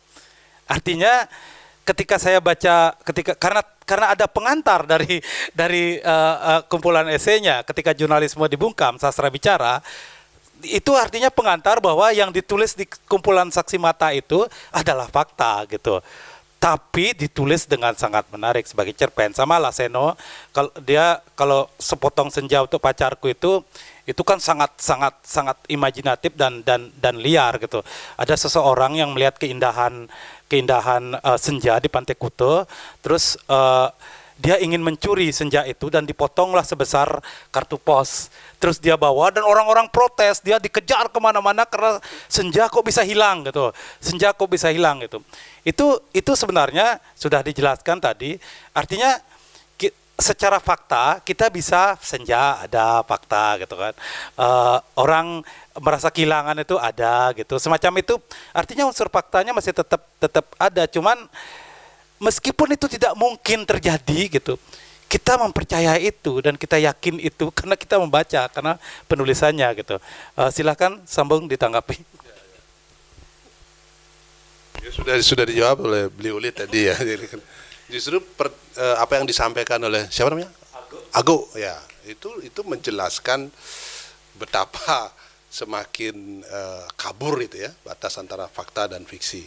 Jadi ketika membaca cerpen-cerpennya Mas Yahya, karena Ago merasa dia punya pengalaman yang sama seperti apa yang dia anggap itu fakta gitu. Dia menolak itu sebagai fiksi. Itu adalah fakta. Tapi misalnya cerpennya Oleh tentang seorang manusia menyetubuhi sapi, mungkin pengalaman Ago enggak ada itu, jadi menjadi fiksi. dia menerimanya, ini sesuatu yang tidak ada gitu. Jadi di situ menjelaskan betapa kaburnya gitu ya batas fakta dan fiksi, dan semakin jelas juga bahwa fiksi pun butuh fakta. Fakta butuh fiksi untuk apa? Untuk memberi dia tenaga gitu. Membuat dia lebih dramatik dan lain sebagainya tadi yang kita diskusikan ketika diskusi tentang berita kisah tadi ya, soal berita kisah tadi. Saya ingin tambahkan begini, dalam kasus berita kisah kuncinya tetap fakta. Jadi wartawan itu harus menulis apa yang dilihat, apa yang didengar, apa yang dirasakan gitu. Dia tidak boleh manipulasi gitu ya. Termasuk nama, tempat dan lain sebagainya. Itu tidak bisa dia manipulasi itu. Sedangkan kalau fiksi dia bisa samarkan, dia bisa tambahkan karakter lain untuk kepentingan membangun narasi, membangun dramatisasi cerita.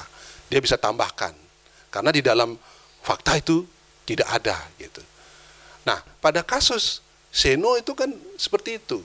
Jadi media tempat dia bekerja itu tidak mungkin akan memuat fakta-fakta penindasan yang dialami oleh rakyat di Timur Timur. Karena kuatnya Orde Baru gitu ya. Sehingga kemudian dia lari ke sastra. Tapi esai-esainya itu kan terbit kemudian itu ya. Jadi setelah itu baru orang menyadari, tapi orang sudah merasakan. Jadi fakta itu tidak hanya unsur-unsur yang tadi disebut senja, matahari itu fakta, tapi fakta itu juga adalah gagasan gitu loh. Jadi gagasan itu juga adalah sebuah fakta, sebuah pengalaman bersama yang kemudian membuat pembaca bisa memaknai, bisa memahami karya itu dengan baik gitu. Ya, jadi itu barangkali ya yang harus disyukuri sebetulnya oleh teman-teman yang bergerak di dua dunia ini, dunia jurnalistik, dunia fakta, dan dunia sastra, karena dia bisa ulang-alik di antara keduanya itu. Jadi ketika dunia jurnalistik yang mengedepankan fakta dirasakan tidak cukup gitu, tidak cukup bisa mewadahi ekspresinya, aspirasinya, dia lari ke fiksi, lari ke karya sastra. Artinya apa? Karya sastra mestinya menyampaikan hal-hal yang tidak mampu disampaikan di dalam karya-karya jurnalistik. Kalau orang sudah menerima itu sebagai sesuatu yang biasa gitu, kita tulis lagi di dalam karya sastra, dia menjadi agak lemah itu ketika dihadirkan di dalam karya sastra. Ya,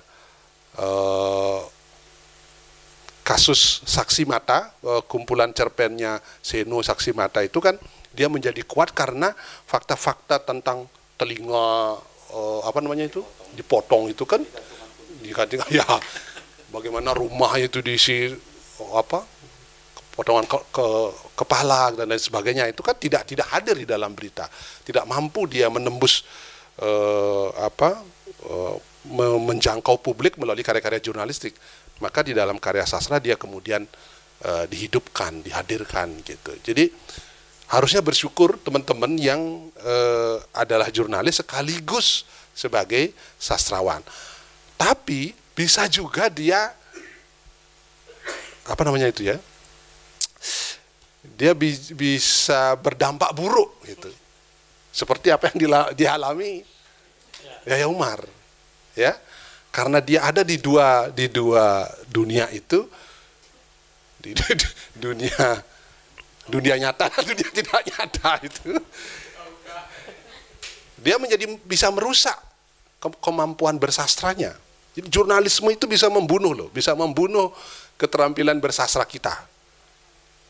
Itu sudah diakui oleh misalnya beberapa sastrawan yang berlatar belakang jurnalis yang saya ajak wawancara gitu. Nah, makanya harus dijaga ritmenya, tetap menulis keduanya sehingga kemudian benar-benar terjaga begitu kemampuannya, keterampilan di dunia baik di jurnalistik maupun di sastra itu. Oke.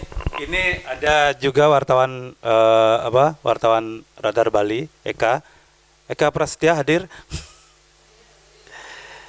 Dia ikut workshop cerpen dan pernah menulis cerpen sekali saja, itu pun karena workshop. Dan dia bilang sama saya pernah, aku pokoknya pingin bisa menulis cerpen gitu.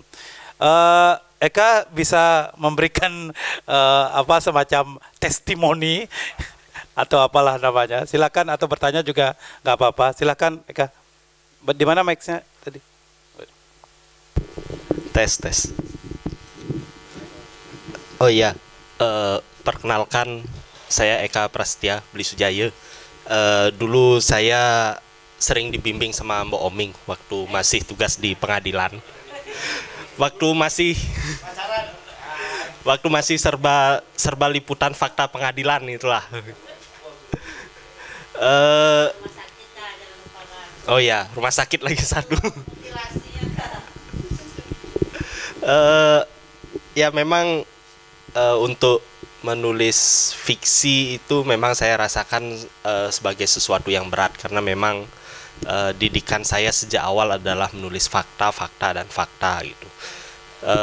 Dan ketika harus menulis fiksi, ya kok jadi berat sekali. Dan memang seperti yang dikatakan Ole, itu memang saya baru, dan itu satu-satunya cerpen saya yang pernah saya tulis. Kalau saya menulis berita feature itu mungkin menulis 800 kata itu mungkin hal yang mudah gitu. Tapi untuk menulis sebuah cerpen sampai dengan 600 kata itu aja sudah membutuhkan waktu berjam-jam bagi saya gitu. Jadi sehari itu saya memang benar-benar bergulat dan harus beberapa kali revisi untuk cerpen saya diterbitkan di tatkala gitu.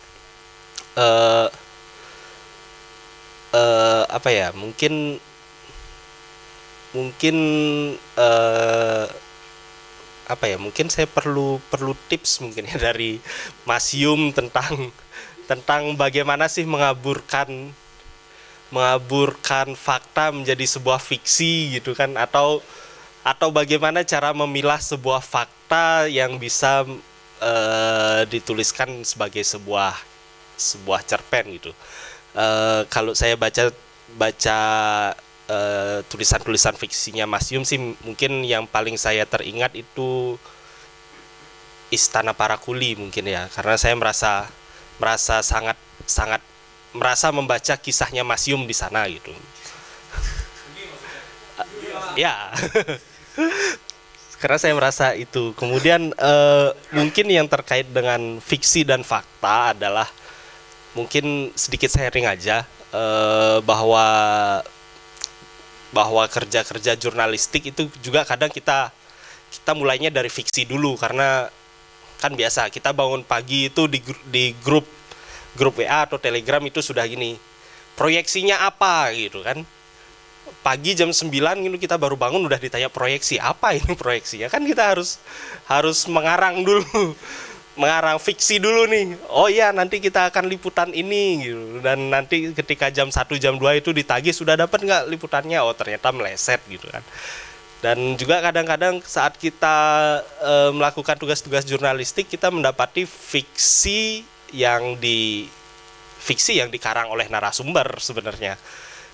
Ketika narasumber misalnya kita tanya, Dinkes, kita siap untuk vaksin door to door kepada lansia dan disabilitas gitu. Tapi faktanya di lapangan kan tidak gitu. Hanya pada sebatas tataran tertentu aja gitu. Ketika didesak oleh media, oke, besoknya vaksin untuk lansia dan disabilitas. 2 harinya lagi udah gak ada lagi program itu gitu.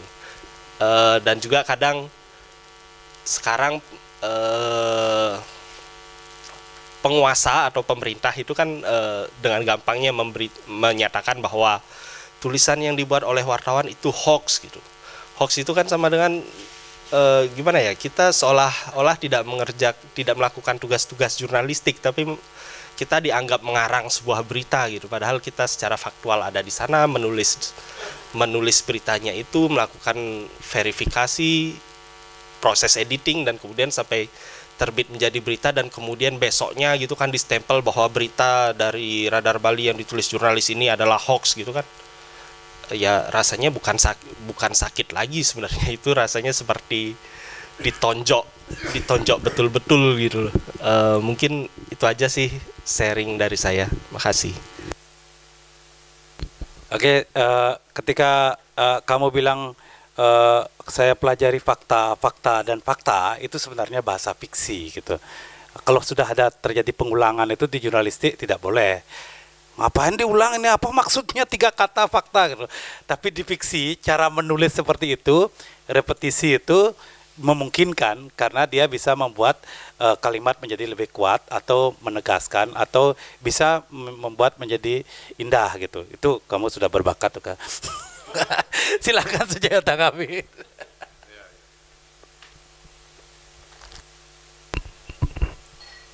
Ya akhirnya kan kita kembali pada tadi itu ya, bahwa sebetulnya apa yang kita sebut, kita klaim sebagai fakta itu ya paling realistis kita sebut sebetulnya adalah interpretasi atas fakta.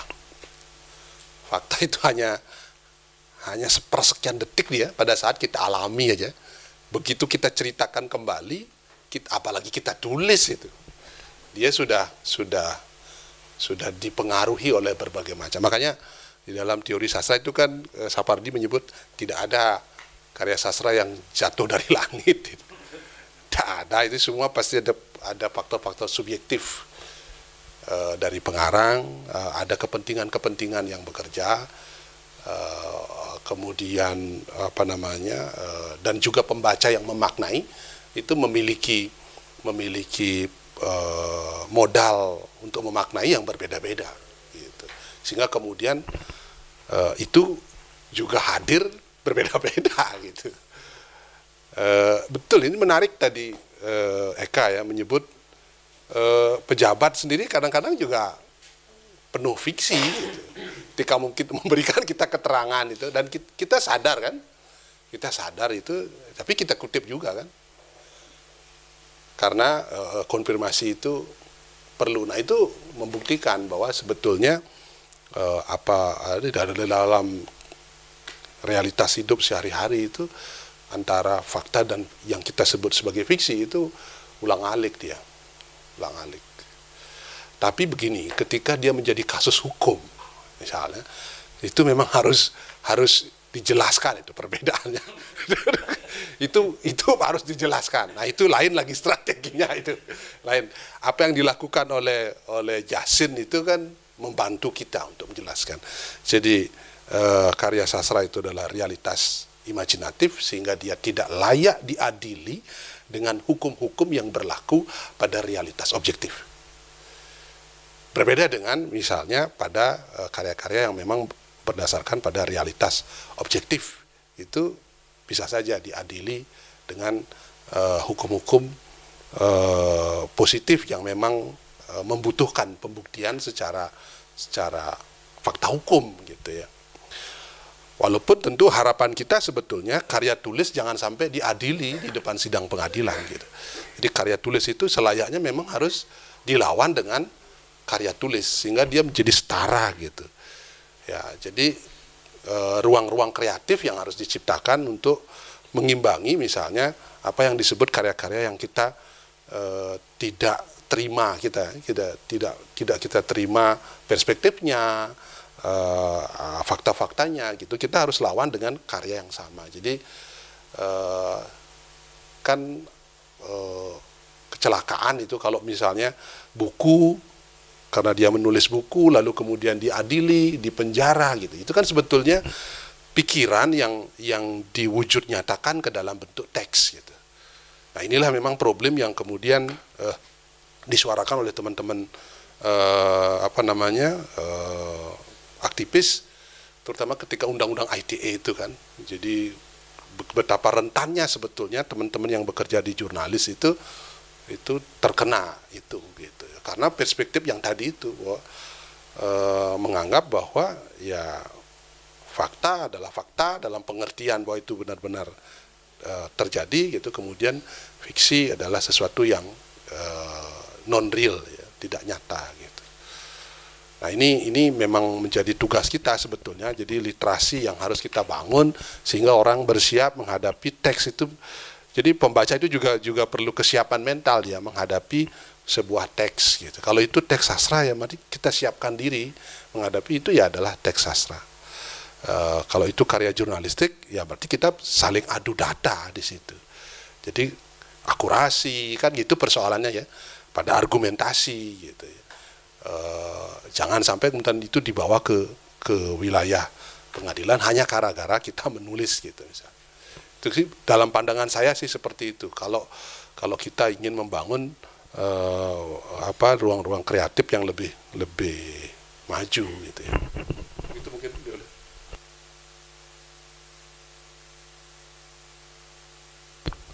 Ini sudah 2 jam, tadi molor 30 menit, sekarang sudah jam 21.30 menit. Kalau ada, saya kasih kelonggaran. Kalau ada lagi satu, kita bisa diskusi lagi beberapa menit, atau kalau tidak ada, kita tutup sampai di sini. Ada, saya tawarkan dulu. Ini mahasiswa ada? Nggak ada, dengar aja ya, nggak apa-apa.